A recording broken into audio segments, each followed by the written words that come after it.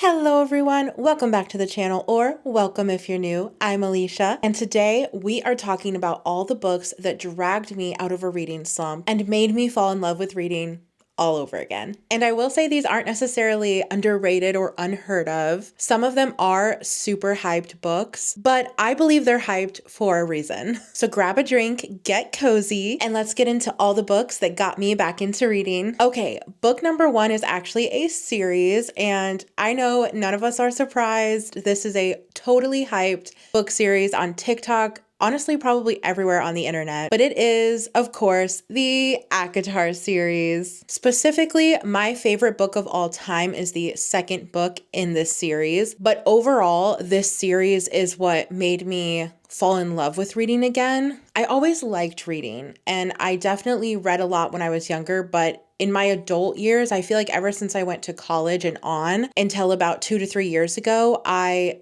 read nothing. I read nothing but college textbooks because I don't know. I guess you could call it my year's worth of reading slump. I don't know. But when I got into this ACOTAR series, it was kind of my step back into my love of reading, and I can't thank this series enough. This series is everything to me. I'm sorry, okay? I'm sorry if I sound basic. I don't care. This series is everything to me. Please comment below if you feel the same. I feel like this series is a gateway drug for so many of us that got back into reading during the TikTok era.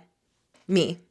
Me. Feyre, Rhysand, the drama. I devoured these books like they were my full-time job. And immediately after, I needed more of this world, this author, which brings me into my next series that got me back into reading, because apparently it took series of books to get me back into reading, and that you will actually find, and I didn't even realize this until now looking at my list, most of the books that got me back into reading are technically a part of a series, which is just kind of funny. Yeah, after ACOTAR, I immediately went looking for more high stakes fantasy, and I have absolutely no regrets. Next up, we actually have a series by the same author, okay? Don't at me, but Throne of Glass, okay? You cannot tell me that this isn't one of the most amazing series of all time. I'm sorry, I'm gonna say it.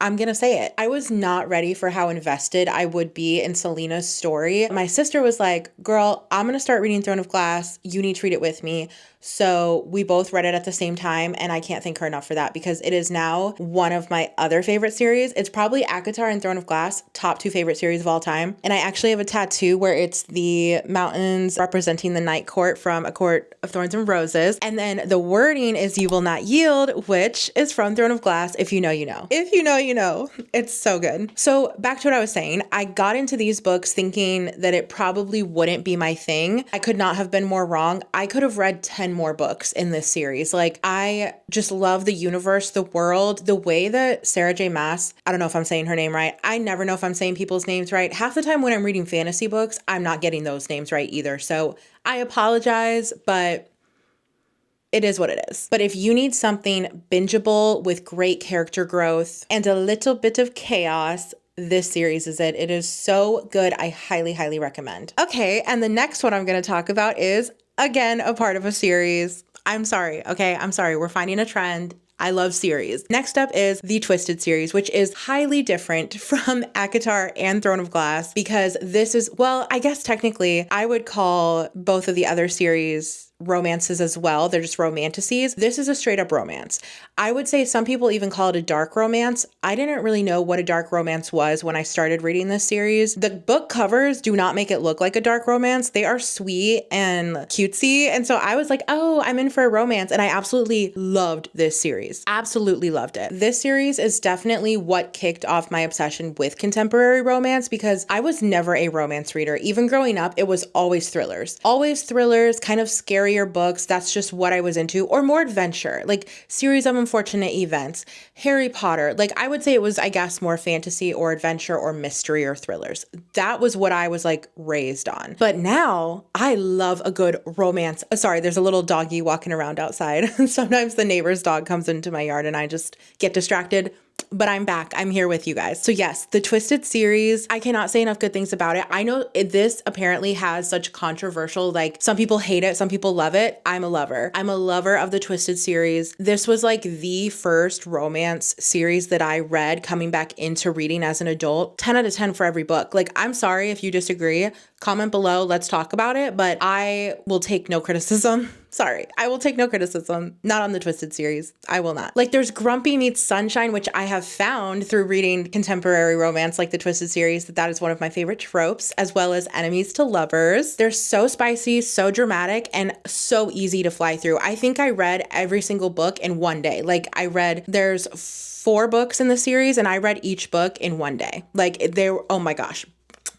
Can't say enough good things. I love the Twisted series. Highly recommend if you love a good romance with like kind of a darker edge to it. Next up, this isn't a series, but this is an author, I would say, I guess, because getting back into reading as an adult, I wasn't sure where to go when it came to like thrillers, because when I first started reading again as an adult, I was still going towards YA. Like, I was still going towards YA mysteries, I guess you would say, because that's just what I knew. Like, I hadn't read as an adult, so I didn't know like what an adult thriller even was. But what I did know is that the delivery guy is here. I'm so sorry, you guys. Oh my gosh.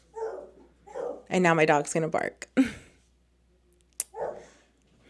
Whatever. Anyways, moving on. Riley Sager. Okay, I'm gonna say it. Riley Sager was my gateway back into thrillers. Specifically Home Before Dark, which I think what I found recommendation wise on TikTok, I ate that book up again in one sitting. Like, all of these books that I'm going to talk about, they were ones that I either did read in one day or I could have if I would have had the time, but I was like working or had other things to do, unfortunately. But Home Before Dark was the first one I read by him, and I just absolutely loved it. And then after that, I had to read more by him. And I have read every single Riley Sager book, and he puts out a new book this year that I am most definitely getting as soon as it is dropped, and I will be reading that on this channel. But if you like twisty, fast-paced thrillers with huge plot twists at the end of every single one of the books, like, try out Riley Sager, because he just gives such a good bingeable read. I will say Survive the Night, please do not start with that book. I wouldn't even recommend reading it, to be honest. It's his one book that I just would not recommend to anyone. That's the only one by him that I would not recommend. Every single other book I would recommend. And also, I did rank all the Riley Sager books in a short on this channel, so go check that out if you're interested in which one to read first and so on and so forth. Okay, the next one is not part of a series. You're welcome, you guys. This is The Love Hypothesis by Ali Hazelwood. This one I actually read when I was really sick. It made me feel a lot better. You know, when you're just really sick and you just need something to take your mind off of things? That was this book for me, and I was giggling. Like, I was literally sick to the point where I was like throwing up and had chills. I was still giggling. This book still had me kicking my feet giggling. It had fake dating, which I learned I loved from this book, and it was nerdy and sweet, and it was one of the first romance books I read as an adult after reading the Twisted series. And this was such a different vibe than the Twisted series, but I still enjoyed it, which helped me figure out that I actually am a fan of romance books. I didn't know this. I thought I was only a fan of romance books if they had some dark twist to them, but I kind of found out through The Love Hypothesis that no, I just love a cutesy little romance, and I'm 100% here for it. So on my getting back into reading journey, I was going on TikTok and finding book recommendations, like probably so many of us are. And one of the book recommendations I saw that intrigued me was The 7 Husbands of Evelyn Hugo, because everyone was raving about it, but I didn't really understand at that point if I was that type of reader, I guess, because I knew now that I loved romance, I loved a darker romance, and I loved romantasy and a good thriller. But I was like, what technically is The 7 Husbands of Evelyn Hugo? Because I guess you would call it more of like literary fiction. I'm not really sure what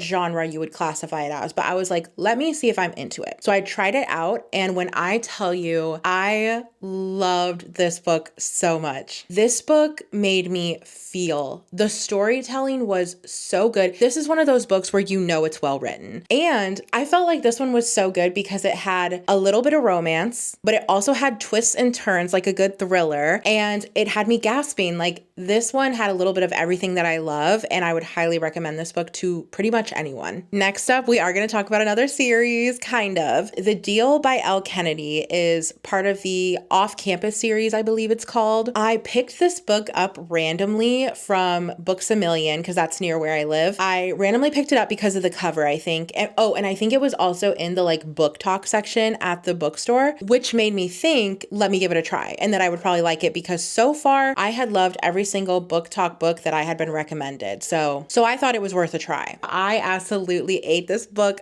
up. The Deal is so good. It might be my favorite of the whole series, but I will say that entire Off-Campus series, every single book in that series had me wrapped around its pages, because oh my gosh, I would give anything to read these books for the first time again, especially The Deal. But like, I don't know, that book just got me. That was like peak romance for me. I'm sorry if that makes me super basic and annoying, but I absolutely love that series. I will die on the hill that this series is amazing and so bingeable, so cute, and honestly, this series was everything to me. If I had to compare the Twisted series to the Off-Campus series, I think I would actually pick the Off-Campus series. Like, if I could only pick one of those series to read for the first time again, it would be the Off-Campus. The feeling that each of these books gave me, and getting to like dive back into that world over and over again, so good. I highly recommend if you love a good romance. And I will say, this is a hockey romance series. If you don't know, you wouldn't catch me watching sports at all. I was never a sports girl. I never thought I would like a sports romance. And then this series came along, and now if I see a hockey romance, I'm picking it up. I'm picking it up because of this series. Next up, we have Beach Read by Emily Henry. Now, Beach Read is not your average rom-com, and that's why I wanted to throw it in here, because this is another book where I wasn't sure if I would like it or not, and I ended up really loving it. It's nice to have a lot of different authors that you enjoy, so that you can kind of switch things up while also knowing that you are probably going to enjoy the book, because if you enjoy a certain author, it's just likely that you're going to enjoy their other work. At least that's what I have found. And this book gave almost like therapy vibes, which I feel like a lot of Emily Henry books do that, where it's not like a cutesy fluffy romance. It's got a lot of depth to it. And that's how I felt about Beach Read, is that it still gave me that romance cutesy feeling, but it also gave me the emotional depth that maybe is sometimes lacking in other fluffy romances. It's also really fun if you read it on the beach. I didn't personally get to read it on the beach, but if I could read this for the first time again, I would wait until I was at a beach and then I would read it, because it's called Beach Read, and need I say more? Okay, the last one, the author is kind of controversial at this point, but when I read this book, she was not. So I'm gonna throw up Verity, okay? When Colleen Hoover was having her heyday where everyone was talking about her on the internet, this was the first book I picked up by her, and I thought I had found a new author that I would absolutely love. And I will say that her other books that I have read by her, not as good in my opinion. Not that they're not as well written or they're not as good, but like, to me personally, they're just not my taste. But when I heard about Verity, I was like, I love spooky vibes and creepy vibes. Obviously, I love a good thriller, so that tracks. And then I also love a good romance. So I was like, let me check this out, because everything that everyone has been saying about this book online sounds right up my alley. It did not disappoint. I actually really loved this book, and it was one of those books, when I tell you guys, it gave me such creepy vibes that so when I'm reading this book, I'm on my couch. Literally in front of me and to the right is a set of stairs that go up to a room upstairs. They're in my view sight. And so if you know, the Verity scene where with the stairs, I was reading that and I kept having to like look over at the stairs because I was getting so freaked out, and I kept thinking I was seeing things. I was like, this book is really getting in my head. Like, I need to stop. Like, I'm terrified right now. So that book really got me, but in the best way, because I love a good spook. I love a good scare. I love being scared when it's in a controlled environment. So I ate this book up. So if you like morally gray characters, disturbing twists, and books that make you question everything you're reading, read Verity. So those are all the books and series that reignited my love for reading as an adult. I know a lot of them are just popular BookTok or BookTube books, whatever you want to call them. When I was looking for book recommendations as an adult, getting back into reading, that's where I went. to find recommendations, and these did not lead me astray. I know a lot of them are popular, but I honestly think there's a reason people scream about them online. They're just that good. But let me know in the comments which books got you back into reading, or which ones from my list have you read before. Don't forget to like and subscribe, and I'll see you guys in my next one. Bye!